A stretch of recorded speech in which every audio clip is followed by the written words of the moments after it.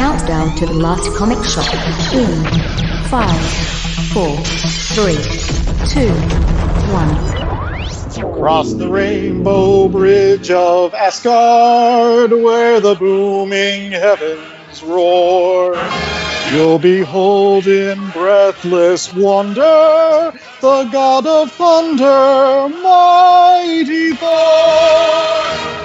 Yeah. Bravo. I know, right?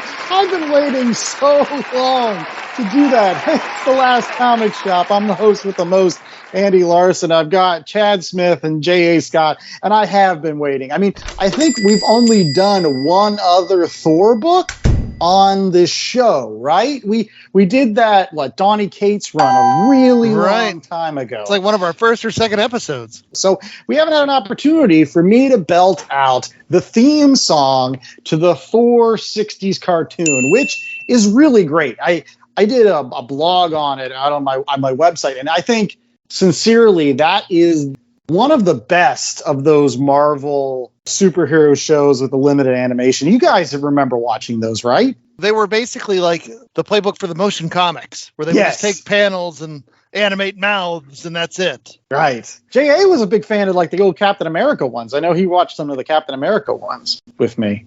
I did. Okay. If you say so, I don't remember. They must have been traumatic. It was obviously at your house since I grew up without a television. We had it on VHS. I had a VHS. So that's all I'm going to say about that. Any case, you're right, Chad. They took a lot of either Jack Kirby or Don Heck, and they basically animated some of the legs, but it's basically almost like a panel-for-panel remake of some of the greats. And it was pretty cool, too. I remember one of my favorite episodes is one called Molto, the Lava Man, that not only combines the original appearance of a lava man from the Thor book, but then gives you Avengers number 5, where they fight the lava men. And they just kind of combine the two stories together into one episode. It was pretty cool. Anyways, we're not here to talk about the old Marvel superheroes TV show on today's program. We are here to talk about the Thor movie. Comic book. That's right. We're doing comics. The last comic shop, not the last movie shop. Okay. But people are going to be expecting our Thor Love and Thunder review, and our patience. It'll be at the end somewhere. Yeah. Stay for those post-credit sequence, and maybe you'll get it. But to start off our program, we're going to give you a comic book review, because you may have gone see the movie, or maybe you're planning to see the movie, and we're going to talk about a comic book that you should definitely check out before you go, or maybe after you go, whatever. So, Chad, what comic book are we checking out today? So we are doing Thor, the Goddess of Thunder, written by Jason Aaron with art by Russell Dauterman. And then Matthew Wilson did colors. Joe Sabino did letters and production. And this came out circa 2014. Say it followed closely behind Original Sin and then led up to Secret Wars. And then was restarted again later on. But yeah, we're reading issues 1 through 8. It's worth mentioning. Right. So this is not the first appearance of Jane Foster as Thor. For all the comic book fans out there, maybe Chad can get a guess. What was the first appearance of Jane Foster as Thor? Are we counting the what if Jane Foster? Jane Foster had the power of Thor? We are. That's what I was hoping that you'd say. Because that, what do they call that, a key? It's a key issue.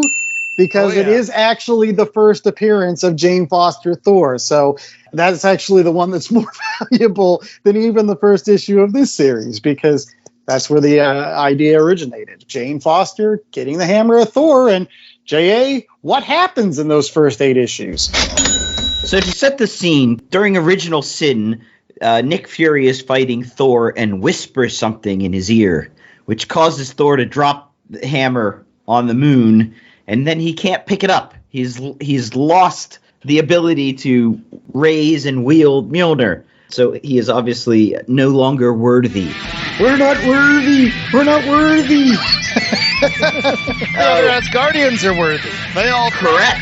They all try. Even Odin, who then curses the hammer because it's his hammer. While this is happening in another section of the world on Midgard, the Roxxon Corporation, which is like the Marvel equivalent of Weyland Yutani, They are being attacked in one of their undersea realms by the frost giants, because apparently in their vault they have the head of King Laufey of the frost giants, which looks like this giant blue skull. I was actually disappointed. I thought the skull looked too human-like. The frost giants should have, like, larger mandibles or something. You can't have, like, a fossilized beard. Come on. So they are attacking the Roxxon Corporation when suddenly Thor shows up. But Thor is a woman. And not only is Thor a woman, Thor has the incredible power over Mjolnir, something that the original Thor never had. She can make Mjolnir change directions mid-flight and bounce off things and do all this other stuff, like go in circles. So she's badass. Bottom line. And then what happens is essentially the Frost Giants have combined with Malekith to try to get this head, and Thor is trying to stop them, and the original Thor, now just Odin's son, is trying to figure out who Thor is. So he's got this long list of women that he's going to, and he's Sif, are you Thor? No. Crosses that off. He goes, Jane Foster, are you Thor? No, she's got cancer. Can't be her. And so that's essentially the story.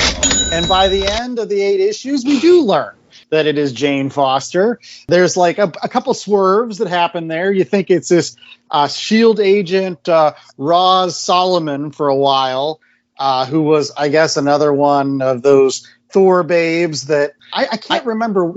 Chad, do you remember what series he was with Roz with? It was in the lead up to this. It was the Jason Aaron. It wasn't the Mighty. God of Thunder? Yeah. There you go. Okay. It started with God Bomb and Gore and all that. Right. I do love that his list of possible Thors is essentially his ex-girlfriends. He's so vain. Well, she did plant a pretty passionate smooch on him at one point. Well, and then he thought, okay, it can't be my mom. At least he hopes it wasn't his mom. Right. Gets a little Marty McFly there for a second. You find out that it is Jane Foster at the end of the series. And then again, to Chad's point, they took some time off because Secret Wars happened. And so during that series, you actually got the Thors as cops. That was pretty cool. Not an official recommendation, but if you have the time, it's worth checking out. Oh, yes, it is a good Thor as cop procedural.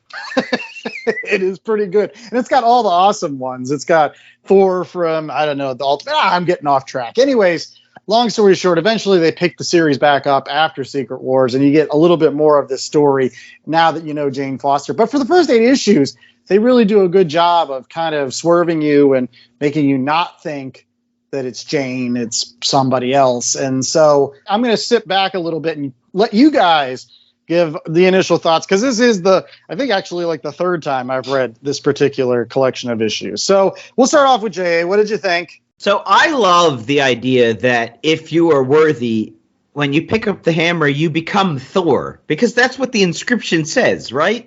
So I just love that idea that, okay, Jane Foster, cancer patient, she picks up the hammer and she becomes Thor. Captain America picks up the hammer and then he just can throw the hammer around and he maybe gets a bit of lightning, but he's still Captain America. No, that's not how it works. She becomes Thor. I love that idea. I love how they play with it. I love that as she gets to use the powers more and more, she becomes more confident, and the hammer is almost like this living object. It responds to her and it grows in stature as well, and you know, she can control it and do things with it that the original Thor never could. So I love that aspect of the book that the writers took on.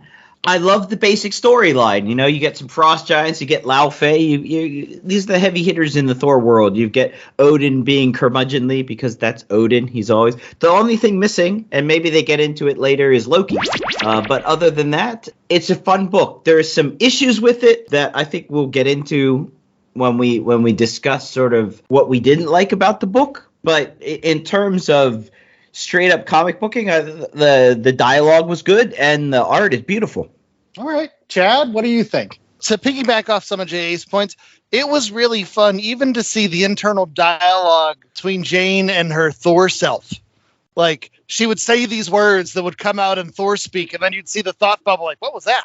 You know, and she runs through like some of the greatest hits of Thor quotes, you know, she'll have words with thee and all that other fun stuff. And I do think, and this is my impression of Jason Aaron's books in general, these are good comic books. Like a bit of melodrama. Anytime you're dealing with Thor, you have to have the ridiculous elements dealt with seriously, but not too seriously. And I think Jason Aaron plays his hand very well with this book, which we also didn't mention. Thor gets his arm chopped off. Yeah. And an issue later, the dwarves have made him a new arm out of Urdu. So it doesn't really matter that he lost his arm, but he did. And like, I don't know, and then because he doesn't have the hammer, he has to get around using his goat. So he rides his goat, Tooth Gnasher, who at one point he tells Tooth Gnasher not to eat Coulson. Yes. Yeah. It is a nice Thor in terms of Odinson, like Thor Odinson. He's a very vulnerable character in this. It's similar to like Superman, where like Thor can basically do anything, and he can punch almost any problem to death. So you have to write him from a different perspective. You have to give him like human frailty or vulnerability, and so you get that in spades here, whether it's losing his arm, whether it's crying over the fact that Mjolnir doesn't get it, whether it's talking to all his ex-girlfriends and seeing how he basically screwed up all these relationships, whether it's these touching scenes with Jane Foster and how he wants her to take the more magic stuff to immediately heal her. And she's like, nope, magic has a price. You know, not just the Foster Thor in this. You get a really good Odinson. And it's what you want out of a Thor comic. And it is deconstructing Thor. It is breaking Thor down. And all this culminates in that War of the Realms series that I swear I'm going to read one of these days. And it's just every time I dip my toe back into the water, I'm like, oh, I like this. Oh, I could spend more time in this universe with these characters. And Jane, like we alluded to earlier, she's great because she has that humanity. You know, she's just discovering all these powers, and you get the best of all these different worlds here. I do wish that it wasn't so tied in to the Marvel Universe as a whole. There are parts of this where it's like, oh, if you didn't read Original Sin, you're going to be mixed up in it. Or the fact that it pauses and has to restart again for Secret Wars. That kind of stuff always just kind of bothered me, because if you're somebody, that wants to read through this story, it's like, oh, okay, I'll read volume 1 here. And then what's next? Volume 1. Wait a minute. Like, I wish they would have just let it be its own thing in its own universe. But that's a petty complaint there. This stuff is just good old fun. Yeah, I'm going to agree with both of you guys. Ultimately, there's a reason why I read this 3 times. It's because I really do like it. And I did actually finish the rest of this Thor run as Jane Foster leading up to her quote-unquote death, although spoiler alert, she doesn't die. But I will say this, though. I, as a comic book reader, never had a problem with there being a female Thor. Thor was not a character I was married to. I didn't mind Jane Foster getting the hammer and becoming, a new version of this character. But I feel like some of these issues in these first 8 are sincerely written in a way to kind of say, hey, look at how much of a woman she is and how all the other women are really okay with this. And how you should be okay with it, reader. You should be really okay with this. I was going to say, is that a bad thing? It's not. But I don't know. In some ways, it feels a little patronizing, because for those people that didn't have a problem with it, we were like, yeah, you don't have to bring out every single female character in the Marvel universe and all have them standing there saying, oh, yeah, she's great. She's wonderful. No, I get that. I read the issues. I don't need Carol Danvers telling me she's awesome, and then Jessica Drew telling me that she's awesome, and Scarlet Witch saying, oh, she's badass. I get she's badass. I guess it just comes off as clumsy. Like that scene in Endgame, which a lot of people loved and a lot of people thought was okay, it's okay, but it's kind of clumsy. And then there's the bad guy with the ball and chain, and then the woman knocks him out and says, I'll go back to jail because it's good to see a woman. Right. That Titania scene was I think that's the encapsulation of my thought here. Again, I love Jane Foster Thor. I love her being Thor. I think she's awesome. I didn't have a problem with this. So the fact that Titania comes up to her and goes, yeah, I'm going to surrender because you're a female Thor. and I respect you as a female. I was just like, no, why don't you fight? Because that would be what people would do. You know, I don't know. It's like Titania gives her a pass because she happens to be. I was just like, no. You Can I counter? Yeah, Chad, go ahead. I definitely see where you're coming from, and I definitely can see the perception that parts of it are clumsy. And understand that at this time, there was a lot going on in Marvel, a lot of efforts for diversification. You had things like the Sam Wilson Captain America, not Lady Thor, Thor, Goddess of Thunder. People will take umbrage. You had Miles Morales stepping into lead role and coming into the Marvel Universe post Secret Wars. And it was a lot of stuff that ruffled people's feathers, especially people from the old guard, you know, that didn't like change. And sure, there were times as a reader you could say, that was a little bit forced. And the movie scene, definitely forced. But I can't help but applaud Marvel's efforts, even though not every step might have been true or you know, it was an honest effort. And it was unique. And then this, you know, begets things like A-Force, definitely things that are looking to serve an audience that we might consider outside the normal comic book culture. And so to throw them some of those curveballs, like, oh, Titania's going to come up after she just broke Absorbing Man's jaw, and oh, there's going to be a big fight, and then the fight is, no, game respects game. I'll let you take me, and I have friends I haven't talked to in a while. It was a nice little swerve. Like, it's one of those things where I think if you're looking to take an issue with it, it's easy to do that. But if you allow yourself to just be a part of the story and understand that, hey, this effort's there for a reason, I didn't see any of those moments as nearly as egregious as the movie, where they just lumped those characters together for one moment. And like, look, there it is. So I can see both sides, but I don't think it's as clumsy, I guess, as what, you know, we were talking about earlier. I think it was done in good faith. Well, I think, and I do want to put one more footnote on my comment here. It's the third time I've read this. And so, like, it just became a little bit more apparent to me upon multiple readings. No, I think, look, I read it for the first time and I thought it was a bit clumsy, sort of like that. It reminded me straight up of that scene, which was okay, but it was just clumsy, you know, well-intentioned. Like, I do agree with Chad. Well-intentioned, but I was just like, maybe if they had just the Titania scene and then, like, they didn't have later on, like, basically. Yeah, I think the Titania scene, I was fine with it. Yes, I was fine with the Titania scene until the Destroyer scene, because the Destroyer scene was straight up endgame. Like, wow, let's bring them all. And you're just like, now it's getting a little gratuitous. Stupid. To say it bluntly. Anyways, let's go ahead and get to our rating. So let's get that rating scale from JA.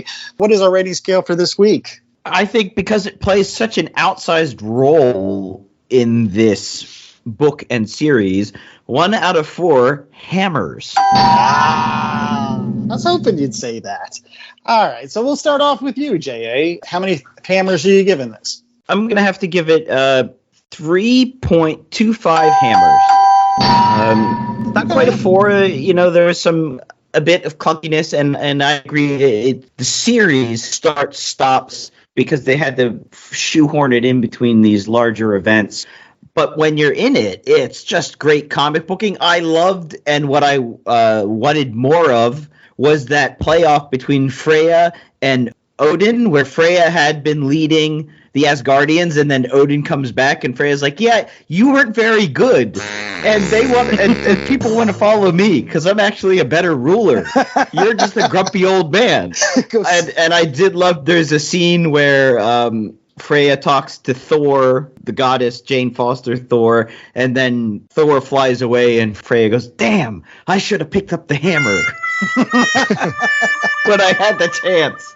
So it was fun. It was a fun book. You have the intrigue. You have Malekith doing all of these dastardly things. Again, you know, this evil corporation. Just waiting for them to find the alien. I mean, they've got to have a xenomorph in that vault somewhere, probably in the box next to Lao Fei's skull. I was going to say, now that Marvel has the alien's license, you bet they do. That's true. So it was a fun book, and I highly recommend it. All right, Chad, you're up. You laying the hammer down on this, or hammer? Don't hurt him. No, I'm going to go with JA's pick there. It's a 3.25. I think this is an example of really good comic booking. It's lots of fun, and the mystery is such that I do kind of regret not reading this monthly as it came out, just because I feel like this is the type of series that, if I could get started with it and stick with it, I can have a really good time. Now, with that being said, there are some parts that are kind of clunky. There's even some parts with Russell Dauterman's art where it seems like he goes to a heavier inking line in some of the scenes with the Frost Giants. It just looks different, and it takes me out of the story a little bit for reasons I don't entirely understand. I don't know. Sometimes things, I guess, weren't as clear there. And is this a story that I'm going to remember for years to come? Nope. But I enjoyed it. I enjoyed it while I was here. I do want to go and keep reading and finding out more. My biggest criticism is it's not the best thing there is, which is not much of a criticism at all. 3.25. And to your point, Chad, about reading it on a monthly basis, they waited until issue 8 to essentially reveal that Jane Foster is Thor. So you had these beautiful covers coming out each month, and the 8th issue is this beautiful painted cover of Thor starting to take the helmet off so you could see who it was underneath. Because we didn't mention, Thor has a helmet with goggles on, so you can't see who's underneath. Awesome. It really is. If you're talking about the character design of Thor, Goddess of Thunder, they nailed it. They made it look different enough from Thor. And again, that helmet just works so well. And I think that's where I'm going to come in. This was a series that I continued long after this. And so I'm going to say this is a solid 3. And I do recommend that anybody that goes and sees Thor, Love and Thunder, go out and pick up this book, because you're going to become a fan of the Jane Foster Thor in comic books as well, based on this. But it is kind of like hors d'oeuvres before the main course that you get later on in this book. And there's some great stuff coming up. Volstag becomes the War Thor. So, Volstag, he's like that enormous beer-bellied guy. He gets a hammer and ends up becoming the bringer of death. It's crazy. And there's some wonderful stuff between Jane Foster and Thor Odinson. And then so it's a good starting place for the rest of Jason Aaron's run with Thor, Goddess of Thunder. So if you got to start here, and luckily here is pretty good. In retrospect, maybe it doesn't hold up as well under multiple readings, but I really love the Russell Dauterman art. I really do. There's some scenes in there that are just so kinetic with the way that the hammer is flying around, and even just some of the human scenes. Again, I go back to that scene with Thor cradling Jane Foster in his arms, as she's sick with cancer. It's heartfelt. It made me tear up a little bit. So, in any case, we'll be right back with more of the Last Comic Shop right after these commercial breaks. We're going to be talking about recommendations, and then you might get a little something more. So stay tuned. Hi, I'm Kevin DeCristofano. And I'm Sean Flanagan. And we are the Ninja Turtle Nerds, your weekly podcast covering the Ninja Turtle comic book series one issue at a time. Plus the video games, the cartoon show, the VHS tapes. If it's Ninja Turtles, we'll cover it. Ninja Turtle Nerds is available wherever you get your podcast. What happens when 20-something Madison is zapped into old-time radio shows? No technology. I want to go to voicemail. No Starbucks. Don't call yourself a coffee shop if you only sell drip coffee. And no one is PC. I don't need no lift from... Were you about to say woman? Because I'm wearing a gun and I have no idea how to use it. Madison on the Air serves to highlight the way we were and the way we are today, with original radio drama scripts adapted to include the modern-day Madison as she joins famous characters from radio's past, including Sergeant Joe Friday. Just the facts, ma'am. I've never actually said that. Marshal Matt Dillon. We're not having a shootout with a 10-year-old kid. I'm too woke to be a part of this. Superman. I didn't realize how cold it would be flying like this.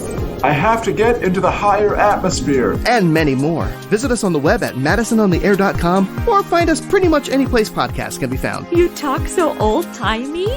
I have no idea what you said, but it's adorbs. Did the Iron Fist Netflix series leave a bad taste in your mouth? Are you caught up in the hype of Shang-Chi and the Legends of the Ten Rings? Have you ever wondered what these characters' true origins and adventures are like, but you don't have the time to read through hundreds and hundreds of issues? Then subscribe to the Deadly Podcast of Kung Fu, where I, JVD, traverse the continuity of Marvel's most prolific martial artists in Iron Fist and Shang-Chi. Each week I break down a story arc and discuss the good and the bad within the pages to save you hours of reading through comics so you can focus on the best of which each character has to offer. New episodes drop every Wednesday for you to listen to on your way to your local comic book shop to pick up your pull list. All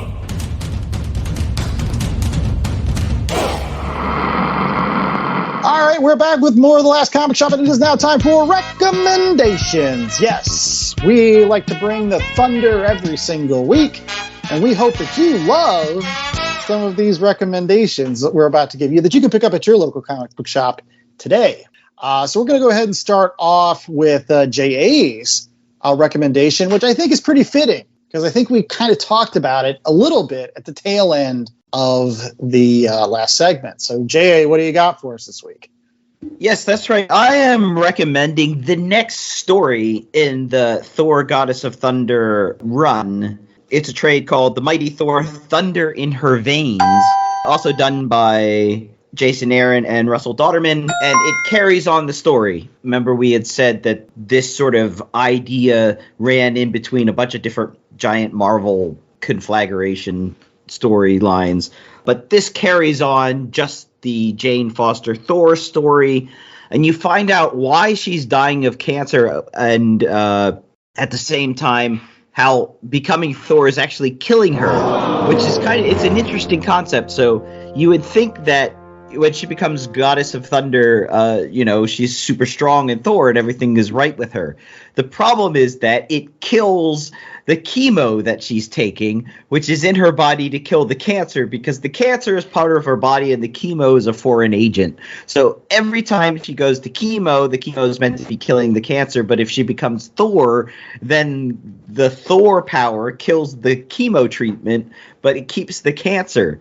She's sacrificing herself to become Thor to help people, but at the same time it means that she can't save herself from cancer, which I love that, the hero's journey, right? And as you mentioned, you get these fun ideas. You get Volstag. He picks up a hammer and becomes the War Thor.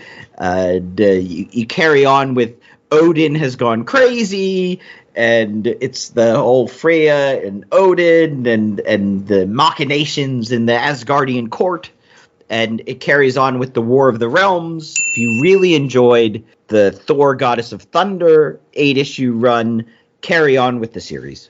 Sounds good. All right, Chad, what do you got for us? Okay, so I'm going to go, instead of giving you more Norse stuff, because I think we've talked about that in the past with the Norse mythologies and all the fun Thor books, I'm going to go a little outside the box and recommend Jonah and the Impossible Monsters, which is a book written by Chris and Laura Somney, art by Chris Somney, who's one of my favorite artists out there, and Matthew Wilson, the color artist for the Thor book that we were just reading.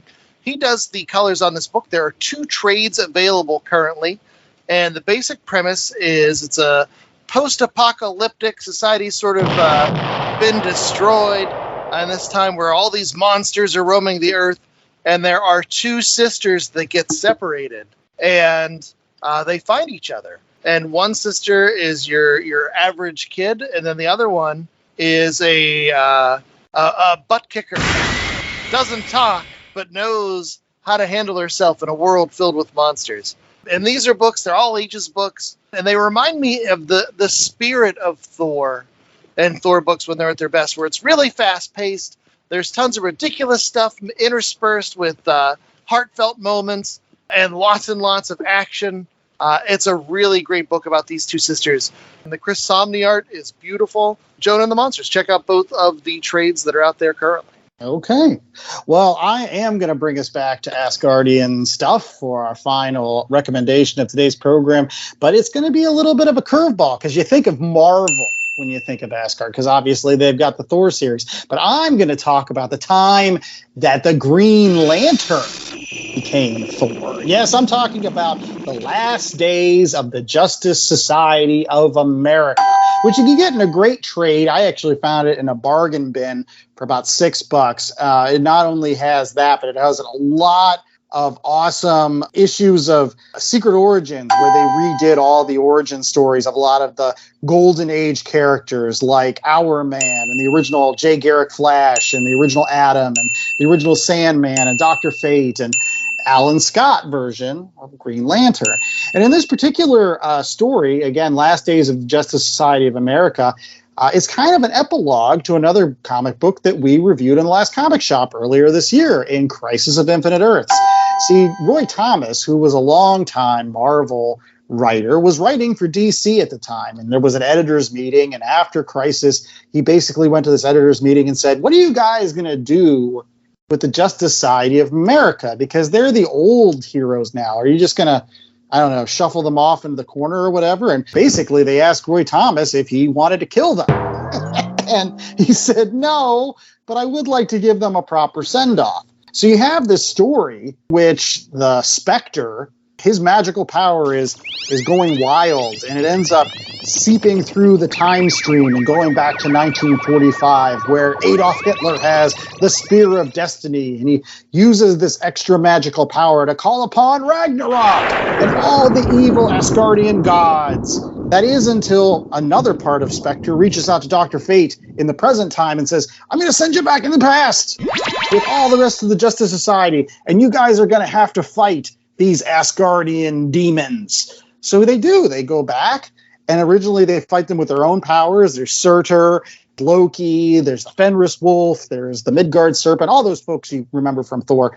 But basically, eventually, Dr. Fate, he gives them the powers of the good Asgardian gods. Like, he makes Green Lantern Thor, and he makes Wildcat Tyr, the god of war. It's just great. It's Roy Thomas at his best. Roy Thomas is a continuity wonk, and for him to be able to give all these characters a proper send-off in this way is pretty cool. And it's, if again, nothing else, you should read it just because it's DC version of the Asgardian myths, which I don't think we got anywhere else. So yeah, Last Days of the Justice Society of America. Go pick it up. It's pretty cool.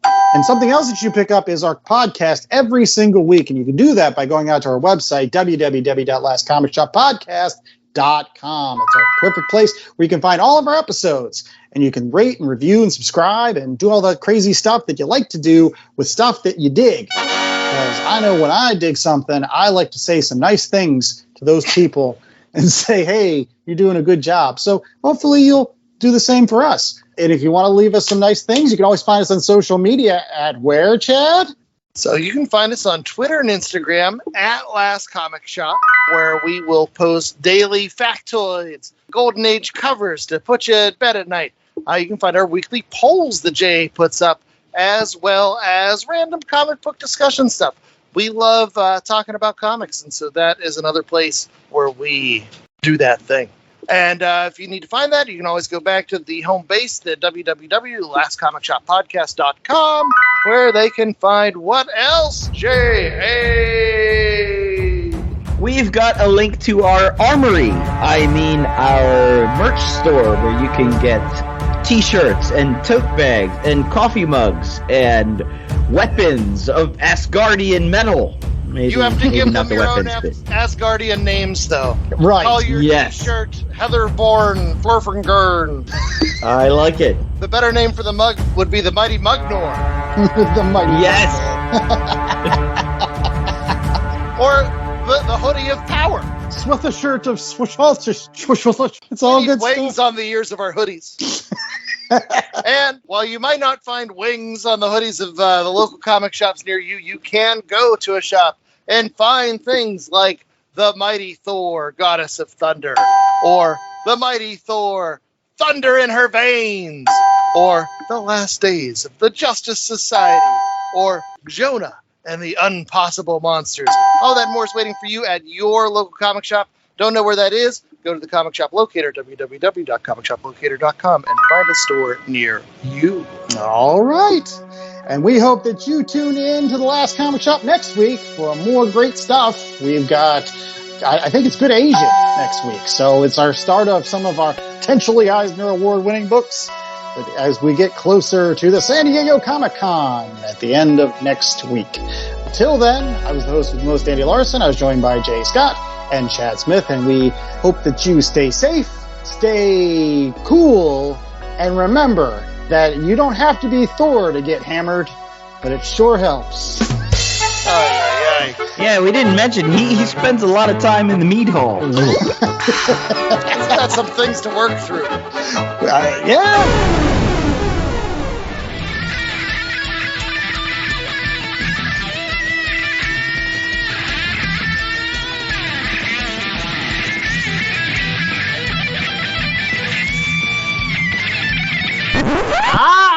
See, we're back. We keep doing this to you. You think our show is over, or maybe you don't at this point. I don't care, because we're just going to keep on doing our movie reviews like this at the tail end of the show, just like the post-credit sequence and end every MCU movie, which, by the way, for the Thor Love and Thunder one, which we're doing the review on now, you should stick around for both of them. It was much better than the second post-credit scene at the end of the Spider-Man movie, which was just a preview. What? The second, that was the worst. I think you mean the Doctor Strange movie where it was just the Bruce Campbell joke. No. I mean, I'm talking about the second post-credit scene for Spider-Man, where all you get is like a Doctor Strange preview. That was true. They just did a trailer for Multiverse of Madness. But at that point, we were all excited about that movie. And that's Sony. That doesn't count. We will get into what those post-credit sequences were in our official review. Real quickly, we're going to do a spoiler-free one. Then we will get into spoilers. So, Chad, spoiler-free, what did you think of the movie? I really enjoyed it. I think your mileage may vary, contingent on 2 or 3 things. One, if you do not like the Taika Waititi style movie, which is very silly and fun and then has some heartfelt moments, but if you're like, oh, they're having fun, you're not going to like this one. 2, if you don't like old school Guns N' Roses, you're going to struggle with this one because there's a lot of GNR in this. But no, I thought it was tons of fun. And so I would recommend, if you enjoy fun, check it out. Okay, J.A., spoiler-free thoughts. I thought it was the perfect summer movie. It's a movie that you'd love to go see in a drive-in, or I guess in an air-conditioned movie theater with a big box of popcorn. There's a laugh a minute, maybe a little bit too much GNR. Can I say that? Just enough GNR! No spaghetti incident GNR, so, you know. Oh. But they did get into Use Your Illusion. Well, I will say this. That's the anti-Eternals. So if you like the Eternals, you're going to probably hate this movie. If you hated Eternals, you'll probably love this movie. Because for me, they're like on opposite sides of the spectrum. They are dealing with very similar subject matter, but in totally different ways. So it depends on, I guess, different strokes for different folks. That's what I'm saying. But now it is time for spoilers. Dun, dun, dun. So if you haven't seen the movie, stop. Go see the movie and then come back. Because we are talking about this movie with lots and lots of spoilers. Are we going to do a 10-cent synopsis, guys? Thor v. Gore. Yeah. With Eternity in the balance. Yes. Yeah. Thor v. Gore with Jane Foster wielding the hammer, which they gave away in the preview, so everyone knows that. Who thought that, like, Jason Aaron should have gotten a co-writing credit on this? Because they just basically took everything from Jason Aaron's run. They were like, hey, you know what's great about Thor? Jason Aaron, God of Thunder, his series with Gore and God Bomb and all that stuff, and going to the Godopolis or wherever that place is. Even the Jane Foster Thor, and even giving her hammer throwing ability. I mean, they changed it a bit for the movie because it comes apart and comes back together. But the fact that the hammer can do lots of different stuff as opposed to just go in one direction. Yeah. If you like Jason Aaron's run on Thor, then you're going to love this movie. From Gore, Trek to kill all the gods and the Necro Sword and all that stuff. And I was going to say, too, people have asked me, how was Gore? Did they treat Gore seriously? And they did. Like, you open up on that Gore scene with Gore and his daughter praying to the gods to help. And, oh, my goodness, as a parent especially, of a young daughter, that scene was heartbreaking. Like, I'm tearing up 2 minutes into the movie. I'm like, oh, is this going to be like, devastating in the first few minutes? Yeah, I wasn't a fan of the gore creature design. I understand why they did it, because you got Christian Bale, so you're not going to hide half of his face behind some prosthetic and make him look like Voldemort. But I do like the gore from the comic book. I thought that the gore in the movie, it just wasn't as interesting, visually speaking. Yeah, and I think to piggyback off of that, I agree that the changes they made, he still just looked like Voldemort. Because of, he had the robes and the white face. And I wasn't a big fan of the god costumes either. Like, I expected something a little more impressive out of those. Right. I mean, maybe it was done on purpose, but Zeus's costume, it looked a little Spirit Halloween to me. And I do love Russell Crowe, and I thought he did the job admirably. He kind of played Zeus almost like a mob boss. Hey, don't upset the apple cart here. Like, we're trying to get along here. You fall in line, or else we'll put a hit on there or something. And I don't know if it was done on purpose, Camp, or not. He looked like he was just mowing the lawn yesterday. Like, you could see tan lines, and Russell Crowe was not like, gotta get it in shape to be Zeus. Like, he just came out, just parked the lawnmower and put on the little gold chesty thing. It was like, I might get a bad accent and I'll be Zeus now. But step away your clothing. That was a great scene. Great scene. All the women just their jaws drop on the ground. Even Valkyrie's like, hold on, wait a second. Let me, do we have to interrupt this right away? She can still admire. But it was one of those things where I thought that, all of the characters, again, I can get your point about gore, but I liked some of the other things that they did with gore, the use of the shadows and the shadow monsters.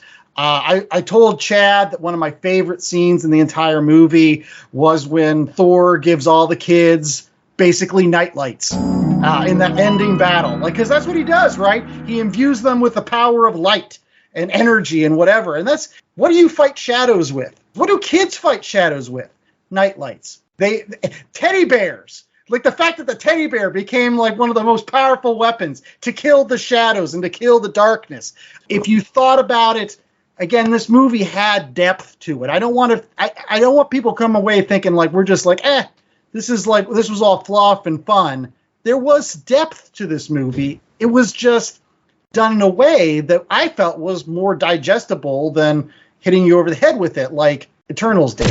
Here's allegory. And I'm just no, you don't need to do that. And to piggyback off of that too, that scene with the kids where they've been in their child cage, and there were some scary moments with those kids going in there, but that was the best wish fulfillment scene, that climactic scene with those children. We talk all the time about how comic books, they need to get kids involved in these movies. Kids watch these movies. People care about these movies. And that scene was just so great. And for every grumpy old man that's that's not what the comic books were like, shut up. That was awesome. That's exactly what kids need, is that moment where they are empowered literally by Thor. And they're fighting the monsters. And it was so fun and it was so silly. But at the same time, there's an undercurrent there of hey, this stuff is for kids too. We need to let the kids have their moment. I couldn't picture a better scene in any Marvel movie to underscore that than that scene. Yeah, it reminded me a lot of that scene at the end of Shazam, which I also thought was a pretty good scene where, the teenagers all get the powers of Shazam and they fight monsters in that random amusement park. But I thought it was done better in this form. I thought it was more direct, it wasn't overblown or whatever. I just thought it was shot better. The scene where the kids are jumping slow-mo, it was legit kid fighting. Yeah. With lightsabers and, the girl holding her teddy bear and spinning her out. Lots of fun. So fun. I was also a big fan of the goats. 100% more goats in this movie. Tooth Gnasher and Tooth Grinder showing up. They never named them, though. That was a little bit disappointed, but it was a nice throwback to the proper Old Norse mythology that where the goats are the things that actually transport Thor around the realms. Right. I thought I was going to get tired of the screaming goat joke real early. Yeah. But no, they spaced it out real well. Oh, yeah. Yeah. And they had that climactic entrance, to save Thor and when they're stealing the lightning bolt. That was awesome. Like, I was just like, yeah, there were so many great scenes, whether it was that, whether it was, to J.A.'s point, the way that Jane Foster wielded Mjolnir, the one scene where she throws all the fragments and, like, they split off, like, shrapnel out of, like, a grenade, and they destroy all the shadow monsters, and then she uses that power again at the end of the movie to absorb the pieces of the Necro sword. And oh gosh, does she get that great scene, which was perfectly written for her, where Gore calls her Lady Thor, and she's like, no, it's Mighty Thor, or Dr. Jane Foster, or shut your mouth, bitch. That was great. Everybody got a chance to shine. What was your opinion of the love affair between Stormbreaker and Thor?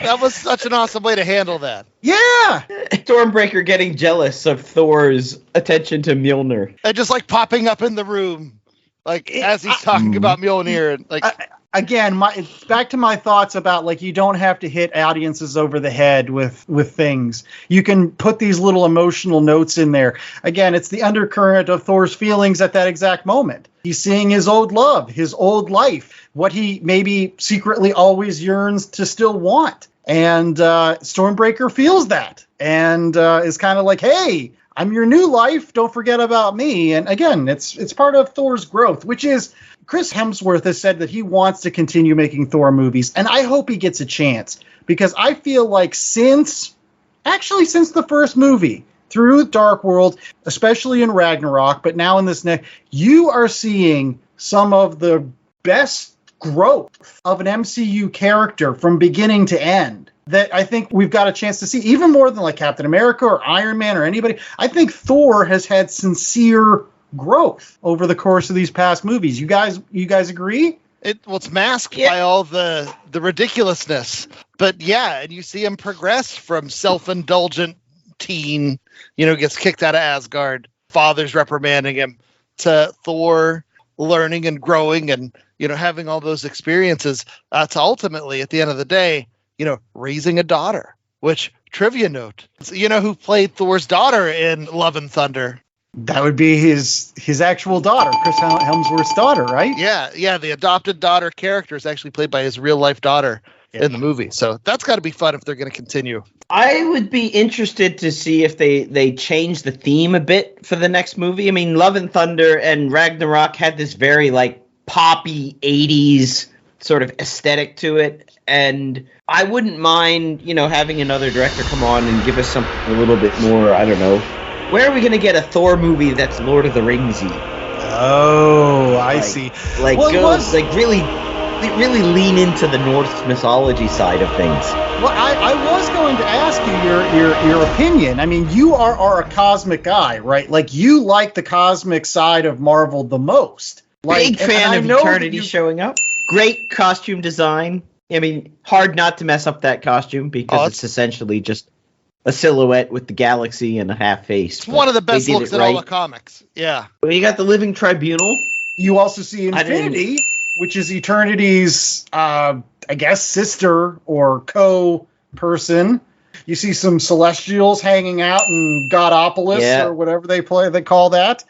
You got a Celestial head falls over in the Eternity Hall. I don't know which Celestial that was. So I think that, no, I'm not with you. I want to see more of this. I want to see a trilogy out of Taika Waititi. Well, if he's going to do it, then, the next movie, I have one humble request.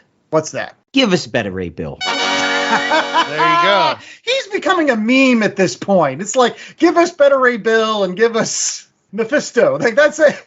Hey, we're just waiting for those guys to show up. They keep on teasing us with like, is this going to be Mephisto? And if you're gonna do Mephisto, you're gonna do Better Ray Bill. Oh, I guess they're saving Surfer for but we don't need the Coming of Galactus story. What we need is just the Surfer.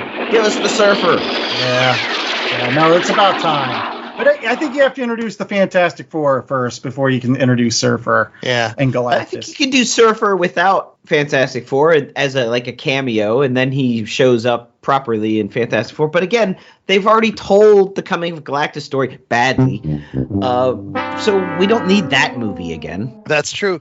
Although I do worry, especially with Hercules as one of the big bads, I can't see the next movie being anything other than like super campy. Like super silly, like diving so far into the Taika Waititi-ness that it almost might drive folks away.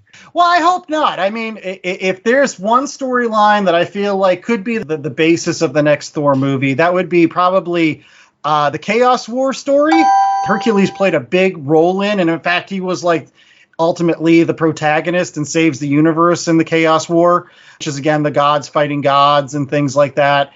And I think that's what they're setting it up, because I think Zeus put it bluntly when he said, like, hey, we are the old gods and the superheroes, they're the new gods, and we're not happy with this. But we won't call them new gods, because then we'll have to pay Jack Kirby. So we'll just call them gods that are new. Which is, again, I go back to it. That's a classic Thor idea. That's what the new gods were supposed to be in the Thor mythology till Jack Kirby jumped ship. They were supposed to be what was setting up in Tales of Asgard in the back of the Thor book. But in any case, let's get to rating. What's our rating scale for Thor Love and Thunder, J.A.? Lightning bolts, because I love that scene where Zeus was the baton twirler. Reminded me of marching band. All right. Well, baton twirler, you're up first, J.A. How many lightning bolts are you giving it? It's a solid 3.5 lightning bolts. I can't go full 4 simply because, I don't know, I'm curmudgeonly, I guess. 3.5. Fun movie, great summer movie. Get your popcorn out.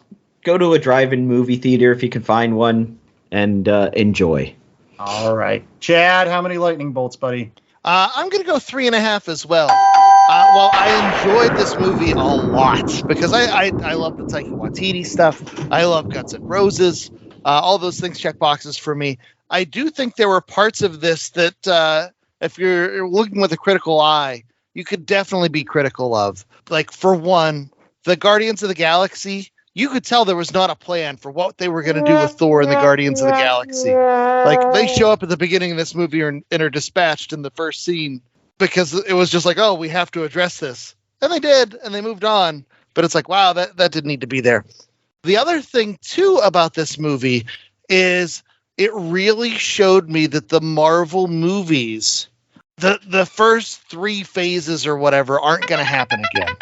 You know, where they built to that big movie and had that one really long, great storyline that culminated, in a 22 movie, hullabaloo, and that was just fantastic. But this movie kind of acknowledged that, like, that isn't happening here. And Taika Waititi told a solo adventure that you didn't need to have knowledge of everything else that came before it, partially because Korg did such a great job with those narration scenes, transitioning you through. But, like, this was as self-contained as a Marvel movie comes. And the days of the big, sprawling Marvel soap opera being this big, awesome thing, I think they might be over. This is the best we can hope for, is really good self-contained things. Because the stuff that intertwined with the Marvel Universe didn't work. Like the Guardians of the Galaxy stuff. Was like, I totally forgot that they were in it, to be honest. Until you mentioned it, I was like, oh, yeah.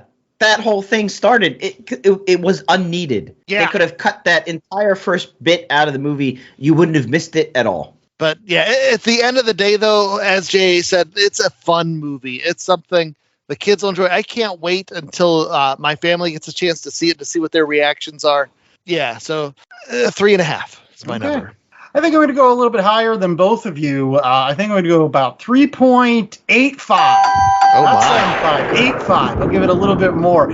I've been a fan of all of the Thor movies, actually. I'm one of the few people that likes Thor: The Dark World. I don't think it's a bad movie at all. And I like Thor as a character. And so I was in it to win it from the beginning, and I didn't mind the Guardians of the Galaxy stuff. It made Thor seem like he stuck out like a sore thumb, that he was still trying to find his way, reinforced the fact he has a place. It's just not with them. And just like with the comic books, Thor does not belong with them. Thor belongs with folks like the Avengers. And so anytime they shoehorn him in anywhere he doesn't belong, he sticks out. But I disagree with Chad in the fact that they don't have like a big story or this is building someplace. I do still think it's building someplace. I think it's just taking a little bit of time. And it's kind of like the way that Marvel Comics are for many, many years, in which you had like multiple different events that were kind of running simultaneously in some of the books. Like the Avengers book had an event, and the X-Men books had an event, and this had an event. And sooner or later, one person would come in and go, you see this? Poof, there's your story. They would figure out some way of connecting it all together. Yes, I believe the word you're looking for is retcon. True. You can use that dirty word. I don't think it is. I think it's somebody being genius and saying, hey, I'm going to connect the threads in a way that people weren't thinking before. People forget that Winter Soldier was a retcon and everybody loves it. So retcons are good sometimes. And so I think they might do a little with that. I still think that there's something going on with the convergences and the multi-universes. I'm starting to believe that Eternals was in a completely different Earth that doesn't exist in the MCU proper, is like MCU adjacent. I don't know. But it doesn't matter at the end of the day. You watch this movie because you laugh, you cry. Oh, God, I cried. When Thor was holding Jane at the end, and then Christian Bale turns around and says, here's a God that has compassion and kindness, and even at the face of his own death is willing to embrace, a mortal that he loves. I think all of that was wonderful. And so, this is a great movie. This is probably the best MCU movie I've seen since Spider-Man, which was the best one I saw since, Infinity War. Because I actually, other than the last 40 minutes, Endgame is not really holding up for me too well. The time caper, when you rewatch it, you're like, ugh, this is just... Yeah. A lot of... Anyways, 3.85. All right. It's a great movie. I will point out that this one and the Spider-Man movie both had Ted Lasso alumni in the post-credit scene. So there we go. And that's another reason why I think it's going to be Chaos War for the next Thor movie, because I think they've introduced Valhalla and all the gods there. And so if you read the comic books, by the way, spoiler alert, at the end, Jane Foster does die in the comic books too, but she's brought back as Valkyrie. She's brought back as a Valkyrie because she was in Valhalla. That's where Odin sent her. You have a war with gods? Who are they going to bring back but Jane Foster as a Valkyrie? Guaranteed. Put it in lights. It's going to happen, Thor 5. And that's all I got. And that's all we have for the last comic shop today. You guys have any last thoughts? Boy, I don't think I mentioned how much I loved awkward Jane Foster.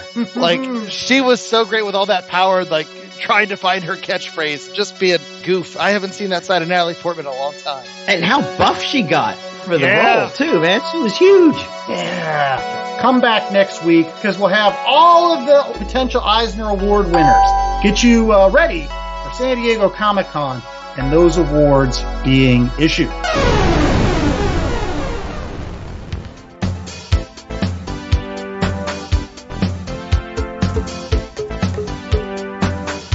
The Last Comic Shop was a 2022 Black Angus production.